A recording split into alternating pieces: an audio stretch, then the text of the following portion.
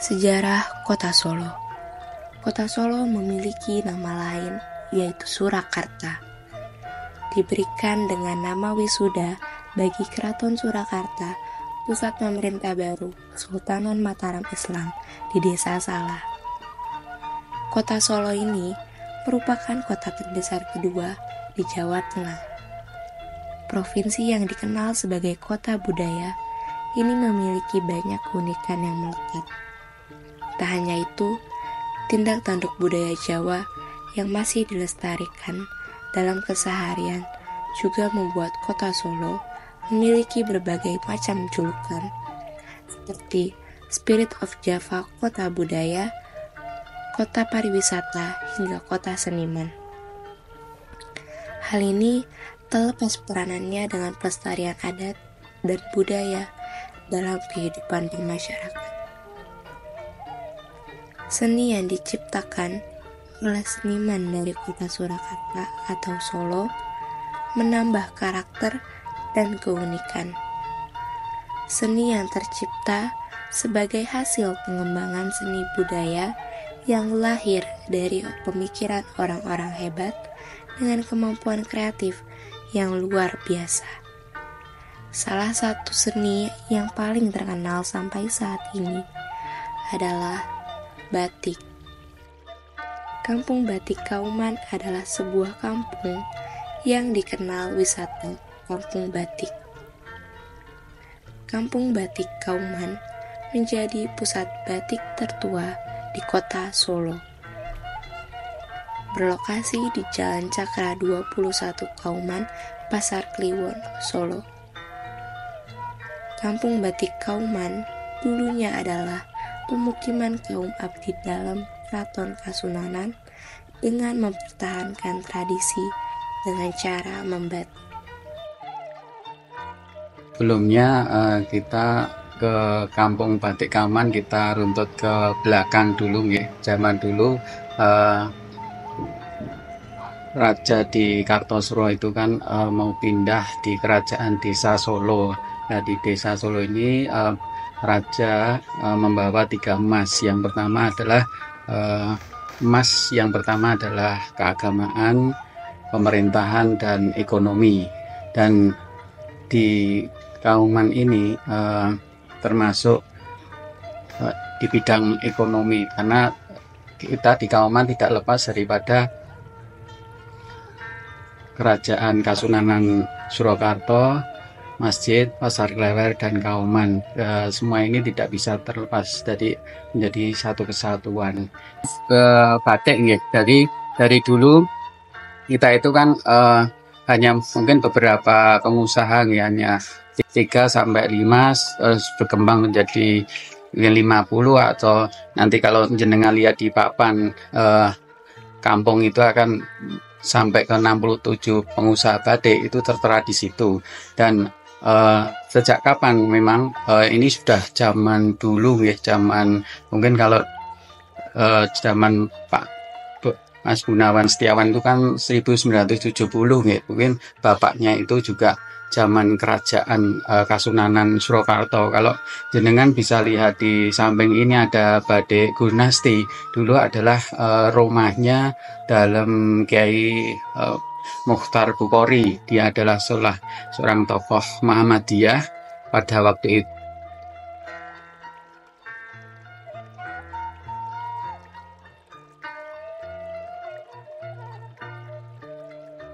Batik Kauman, terutama mungkin ada batik-batik ini masih mempertahankan batik pakem ya. Batik pakem itu kan batik zaman dulu tetap dipertahankan, dan untuk kedepannya memang mungkin ngarahnya ke inovasi kreatif motif, dan mungkin juga akan kreatif warna. Terus Untuk pakem, untuk batik tulis memang tetap dipertahankan itu sebagai salah satu ciri khas nih di batik Kauman ini. Dan semua batik pakem itu kan punya nilai apa ya, filosofinya sendiri. Jadi kalau pakemnya ada apa itu, luring, ada yang miring itu, lurik lurik miring itu.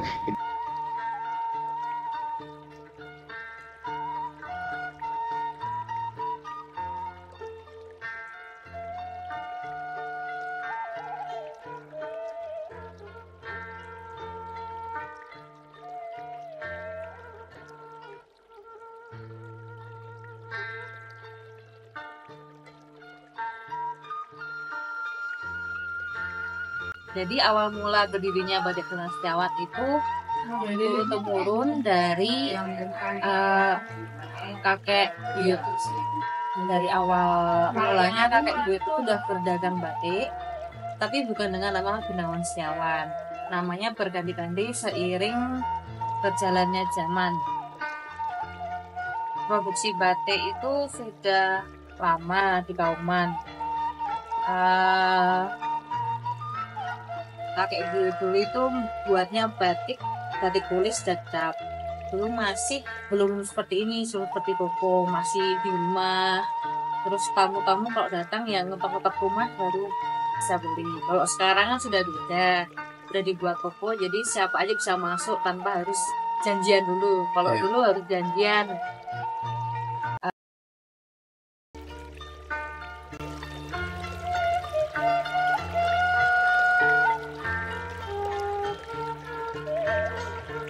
Batik Gunawan Setiawan memberikan kebebasan pengunjung untuk mengeksplor dan mempraktekkan secara langsung pembatikan dalam bentuk batik tulis. Rumah batik kita, Batik Gunawan Setiawan itu sudah 3 generasi. Jadi ini mau generasi yang keempat.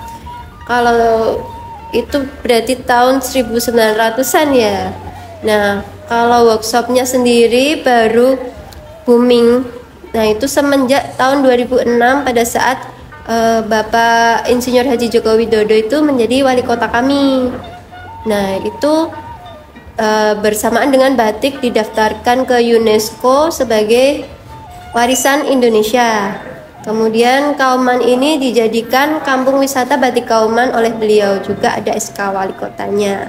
Dan untuk workshop sebelumnya kita hanya home industry di dalam rumah, tidak dipamerkan, tidak di-showroomkan seperti ini.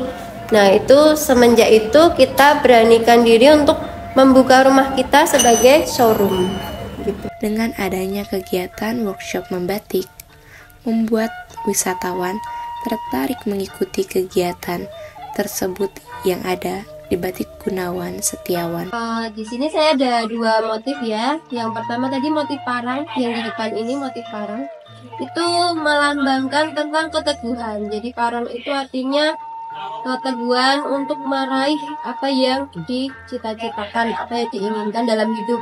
Jadi kalau parang biasanya dipakai untuk laki-laki, para pemimpin dan lain-lain. Kalau dulu kan untuk raja. Kalau sekarang semua orang boleh pakai parang, tetapi bagusnya untuk laki-laki. Kalau perempuan juga boleh, tapi biasanya yang lebih kecil. Gitu. Kalau yang kedua ada motif Sido Asih. Sido Asih itu seperti ini tadi. Ada ininya. Di sini ada rumah, ada sayap, ada burung dan lain-lain. Nah, itu lebih ke doa-doa dari orang tua kepada anaknya supaya nanti pernikahannya lancar, terus banyak rezeki, terus semakin makmur gitu. Jadi kalau Sido Asih biasanya dipakai untuk pernikahan selain Sido Mukti gitu ya. Ya itu kayak hampir sama-sama, jadi boleh dipakai. Jadi batik itu intinya doa-doa untuk yang punya hajat seperti itu. Jadi ada batik Solo itu, orang Solo itu khususnya dari dia lahir sampai dia meninggal itu ada kainnya dan motifnya sendiri-sendiri seperti itu.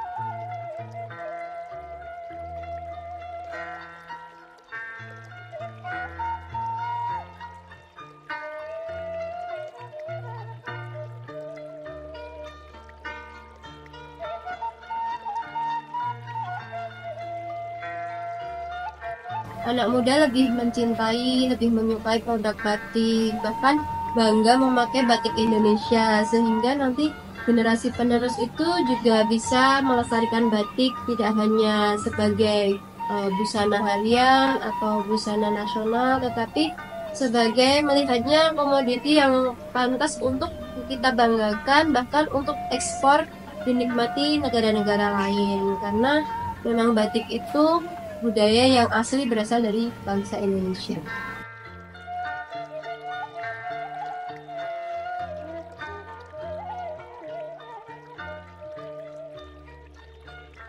Mengetahui bagaimana cara membuat batik, terus khususnya karena kota Solo ini juga kota batik, jadi saya ingin mengetahui lebih dalam. Saya tertarik juga melewati platform TikTok, banyak orang yang belajar membatik di sini. Kalau tantangannya sendiri, ya kami kan menjualnya dan memasarkannya ya batik tulis dan batik cap ya. Tantangan kami sendiri ya untuk motif-motif yang bukan batik yang diproduksi oleh mesin mungkin yang lebih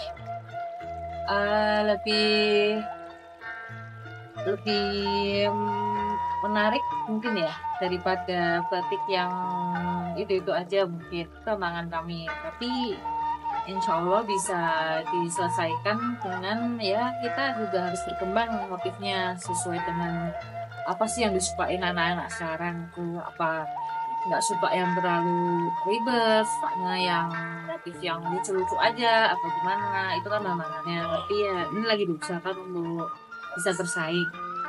Dari hasil batik cap tersebut menghasilkan banyak kerajinan seperti baju, rok, selendang, daster, dan hal lainnya yang diperjualbelikan di Batik Gunawan Setiawan.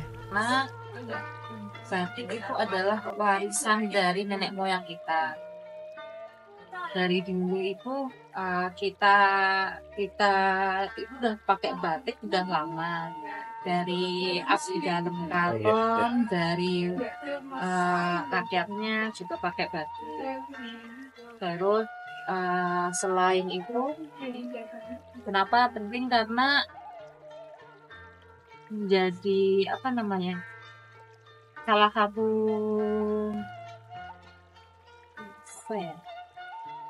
budaya yang harus dilestarikan, karena menjadi kayak seperti identitas kita. Orang Jawa pakai batik, dan juga nyambung ke abdi dalam keraton juga gitu. Kenapa bisa pakai batik? Karena kan mereka kan abdi dalam keraton itu pakaiannya kan pasti batik, karena batik itu ada banyak, karena batik itu kan banyak motifnya, banyak simbol-simbol yang kita nggak harus ngomong kalau kita tuh abdi dalam keraton, atau kita itu prajurit, atau kita rakyat biasa, jadi udah tahu dari bajunya gitu, dengan motifnya apa gitu udah tahu. Terus sih, sama batik itu kan pasti kan ada yang ditonjolin nih dari berbagai daerah gitu. Nah, Jawa itu terkenalnya batik ya. Kalau nggak dilestarikan, kalau nggak jadi budaya kita tuh, terus nanti kita mau apa yang dari dulu nggak ada. Di sini kita menjaganya dengan ya tetap menjual batik dengan motif-motif pakem, dan kita menyediakan edukasi batik, yaitu di sini kita bisa disebut belajar membatik di showroom kami. Nah, dengan cara itu kami berharap bisa tetap dilestarikan, dan anak muda juga paham apa itu batik dan bagaimana sih cara membuat batik itu. Nah, kami salah satu caranya seperti itu, dan tidak lupa ya kami mencoba memasarkan batik itu ke luar, nggak cuma di Solo aja, ke nasional, dan kita berharap juga ke internasional kita bisa memasarkan batik agar bisa dikenal dan bisa tetap lestari lah ya. Jadi perbedaan antara batik tulis dan batik cap ya. Kalau batik tulis diproses menggunakan canting dan dikerjakan secara manual. Jadi semua ditulis pakai tangan.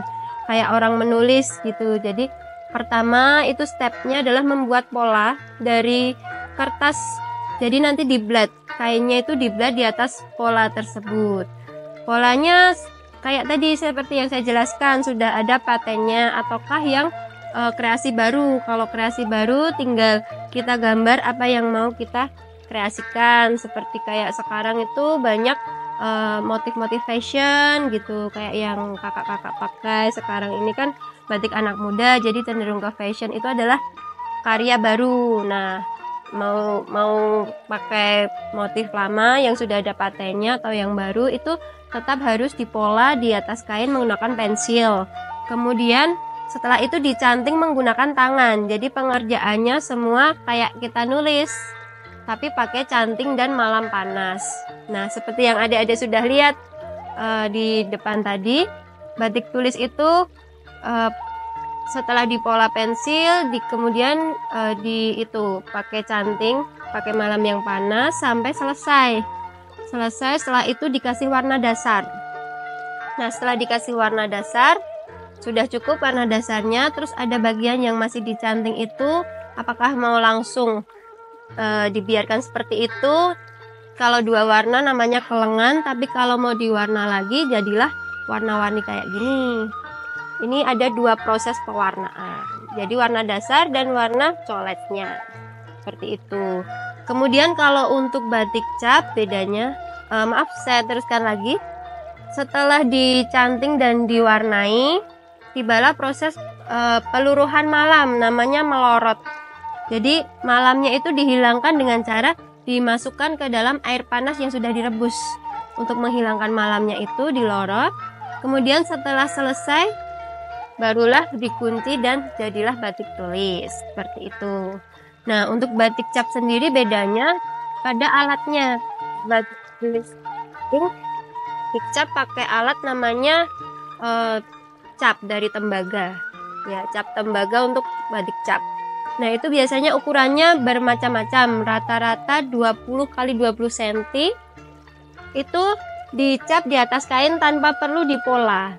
Nah, misalnya sudah ada polanya kotak nih, diulang-ulang aja karena batik cap itu pada dasarnya antara atas bawah, kanan dan kiri itu sudah nyambung. Kalau orang batik bilangnya sanggit gitu ya. Sudah nyambung, jadi tinggal direpetisi aja. Capnya yang tadi dicelup ke malam yang panas, dan malamnya itu juga beda antara batik tulis dan batik cap jenisnya. Malam yang sudah dipanaskan, kemudian capnya ditaruh di malam, kemudian ditaruh di atas kain, diulang-ulang kayak direpetisi kalau adik-adik gambar di Corel seperti itu. Nah, jadilah nanti batik cap yang utuh, misalnya 2 meter atau 2,5. Kemudian habis itu barulah diproses pewarnaan, dicelup di proses pewarnaan, mau pewarnaan alami atau sintetis. Kemudian setelah dirasa cukup mau berapa kali warna, setelah cukup kemudian dilorot lagi. Nah, semua batik itu ada proses pelorotan, penghilangan malam memakai air mendidih tadi, dimasukkan ke air mendidih. Kemudian setelah selesai dikunci jadilah batik cap gitu. Ini untuk kemanusiaan ya, kita bisa memasarkan batik lebih luas lagi, nggak cuma di Solo juga, tapi ya ke nasional, dari Sabang sampai Merauke, terus ke mancanegara atau internasional juga. Jadi biar semua tahu bahwa batik itu aslinya itu dari Indonesia, dan batik itu sebenarnya itu apa sih? Batik itu ya dari malam ditulis, kalau enggak dicap pakai malam panas. Ya, terus warna bisa dengan warna alam atau pakai warna sintetis. Berharapnya ya semua tahu batik dari punya kita, terus prosesnya bagaimana, dan bisa menghargai batik itu sendiri.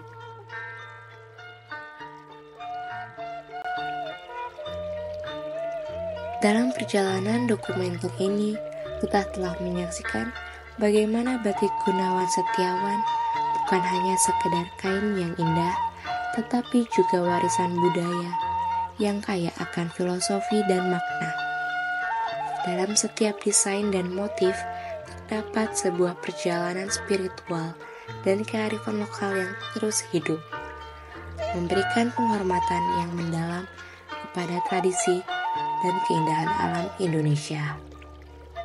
Batik tidak hanya mempersembahkan keindahan visual, tetapi juga menggambarkan sebuah cerita yang menghubungkan masa lalu, masa kini, dan masa depan, serta menginspirasi kita untuk tetap melestarikannya.